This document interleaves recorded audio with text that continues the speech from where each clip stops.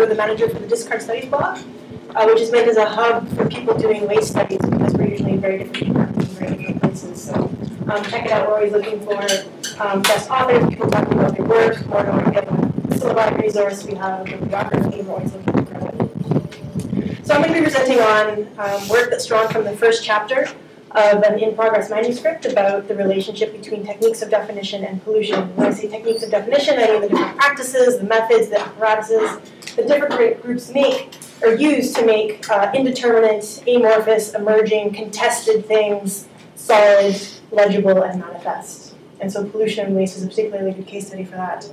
And I'm going to, in particular today, tell a very small part of the story of how we came to our current regulatory definitions that link waste and pollution through harm, right, and how those things were put together and made manifest.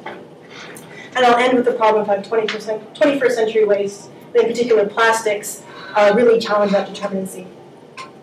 So like all good stories, this one starts with sewage. So at the turn of the last century, despite an exponential increase in indoor plumbing, not a single American city simultaneously built sewage systems. I'm going to look particularly at the US as a case, but there are a lot of colorities with Canada that we can talk about more in the Q&A if you want. So there was liquid waste everywhere. A lot of it was sewage, but there's also industrial waste because industry was inside city walls at this point. Citizens were wading through filth, cesspools were overflowing, and epidemics were sweeping through cities. And the city governments, municipal governments, were the only bodies that had both the centralized authority and the monetary capital to deal with this problem. And so almost all at the same time, within a 10 to 20 year, 15-year period, almost all municipalities, built sewage systems, all of which dumped into riverways. And so now governments had this sort of Gordian knot of responsibilities. First, they were responsible for dumping waste into riverways. They were also largely responsible for procuring drinking water from the same waterways. And then they were increasingly being implored to regulate the difference between, at the time, wholesome and unwholesome water, polluted and unpolluted water. And the problem, and so that was like quite a predicament, right? And the problem was that there was no naturally occurring, obvious, manifest difference between polluted and unpolluted water, right? And so their job was to find the arbitrary line between polluted and unpolluted water. And a lot of ink, money, and science was dedicated to this cause. And there was a plethora of a giant contest over these definitions. Some of them were chemical, right? The science of chemistry had been studying water for a long time, so there were quantitative chemical definitions. There were layperson and aesthetic definitions that have been used for hundreds and thousands of years, right? We can tell when water is contaminated. It's not putrid, it smells good, it tastes good. The brand new science of bacteriology and microbiology was also trying to sort of contest for things, although they hadn't quite worked out qualitative and quantitative metrics for telling the presence of harm due to microbes. And then there's this sort of definition, which is fairly unique, but very, very popular. It's a contextual definition, whereby germs in your boiler are not pollution, but calcium salts are, and the reverse is true for drinking water. Right? And the government in particular liked this kind of definition because all these different municipalities, although they weren't centralized in any way, all more or less came to the conclusion that they weren't going to be cleaning the effluent after they dumped it into streams. So they were looking for definitions somewhere south of purity, right? Somewhere that let them both continue to contaminate waterways, but still find that those waterways might be unpolluted. Right? So the line between contamination and polluted was where they were trying to find this line. And again, highly contested until Earl Phelps and his colleague, Streeter, were sent by the government in 1925 to look at the Ohio River. The Ohio River was easily the most polluted river at the time because it had the most industry along it and the most sewage. And so it was a bubbling mess. And what they went to study was biological oxygen demand. The biological oxygen demand is, well, okay, so when you have organic contaminants or organic pollutants in a waterway, both sewage and industrial processes, microbes can eat that. They can metabolize it, they can process it and render it benign, right? And they use oxygen in that process.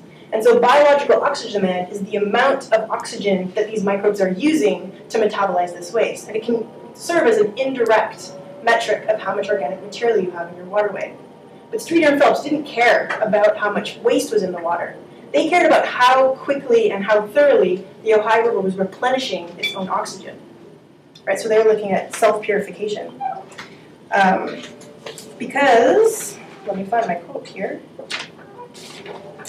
They thought that, quote, the condition of a polluted stream at any time is the result of a balance between the microbial and oxygen resources and the demand made upon them by the organic polluting matter carried by the stream, end of quote. So their aim was to locate and quantify the exact moment where balance became imbalance and express it as a quantifiable amount in an equation of inputs and outputs, right, variables that could travel beyond the Ohio River to any river. So the imbalance, when the river could no longer replace the oxygen needed by the microbes, that was the moment of pollution. That's what they were looking to quantify.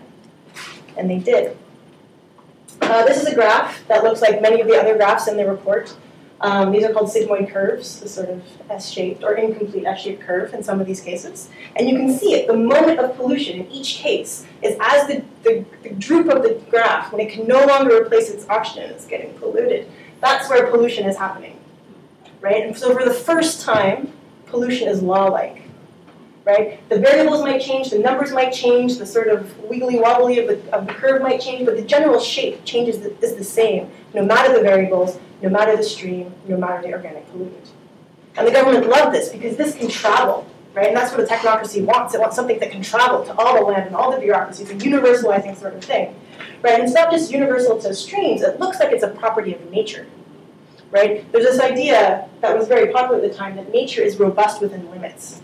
And the job of science is to locate that limit.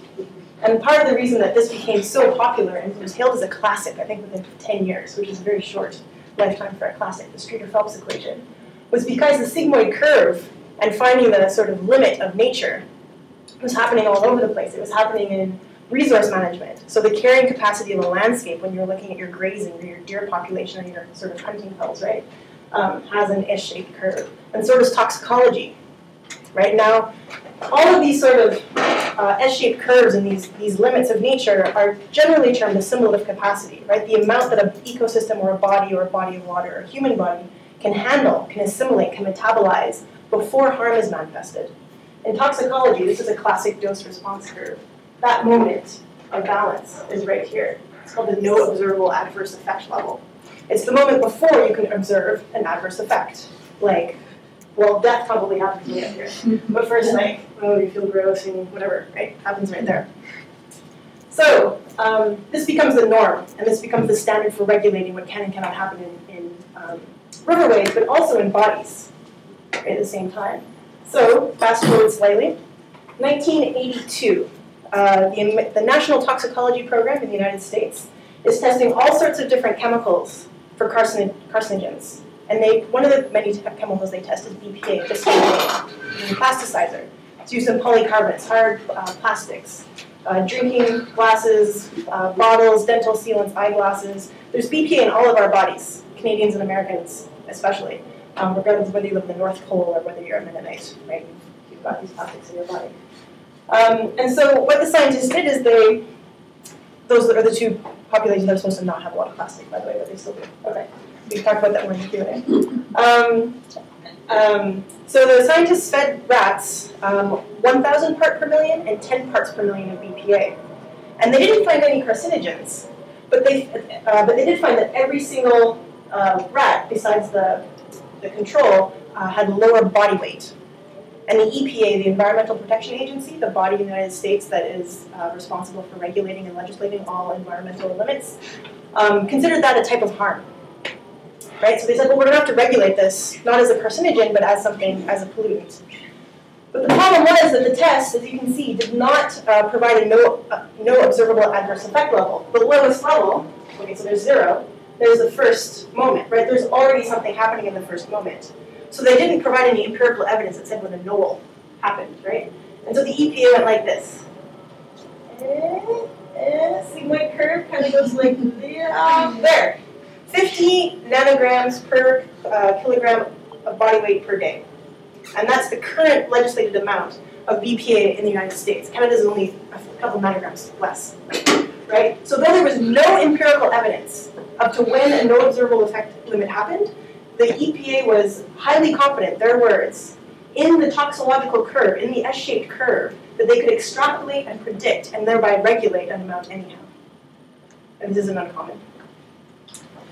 So the problem with the problem with plasticizers is that they are not poisons. Plasticizers are things that leach out of plastics. Right? They're not poisons. Poisons bust into your body and they break things. They break the cells down until you can't replace them or deal with them, and then harm starts to manifest.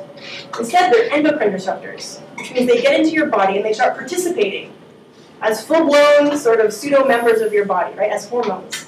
And so instead of breaking things, they make things happen that might not normally happen, or that might normally happen, or whatever. And what happens is your hormone system has feedback loops. So when you have a whole bunch of hormones raging around in your body, like you're a 16-year-old boy or something like that, your body is like, this is a little bit out of control, and they start to, your receptors cap themselves and stop the acceptance of hormones. Right? So there's a feedback loop, which means that the highest impacts happen at the lowest doses. Right? This is it's called a monotonic curve as opposed to a sigmoid curve. So you've got here the highest effects at the lowest doses, and then the low effects lower. And in the case of BPA, they increase again, but these are different effects. Right? I don't remember exactly what these effects were. If it was body weight, this would be body weight, and this would be like general distance, which is something else that BPA affects. Right? So this is one of the problems that things like plastics are posing for assimilative capacity and for techniques of definition in general. So not only are they challenging techniques of definition in general, they're also challenging the premise of pollution, right? Why that line is where it is, not just how it gets there.